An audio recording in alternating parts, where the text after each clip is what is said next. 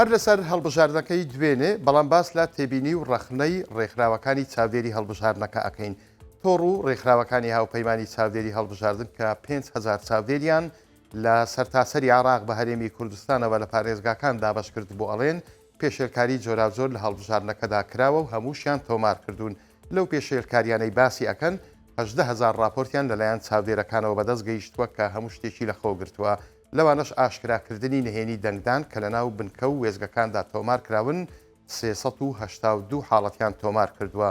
501 حاڵەتیش لەسەر لایەن و قەوارەکان تۆمار کراوە کە سەرەڕای وەستانی بانگەشەی هەڵبژاردن ئەوان لە بەردەم بنکە و وێزگەکانی دەنگداندا بانگەشەیان بۆ کاندید و لایەنەکانی خۆیان کردووە.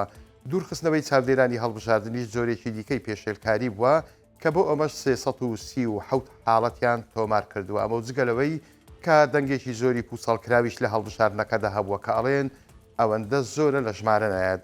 هۆگرچە تۆڕێخەری تۆڕی شەمس بە 964 ورد هەموو ئەو سکاڵا و پێشێلکاریانەی تۆماریان کردوون ئاراستەی کۆمیسیۆنی باڵای سەربەخۆی هەڵبژاردنەکانی عێراقیان کردووە بۆ کارکردن لەسەری و لەبارەی زۆری دەنگی پوسەڵکراوەش دەڵێت پێویستە لێکۆڵینەوەی ورد لەسەر ئەم جۆرە دەنگانە بکرێت.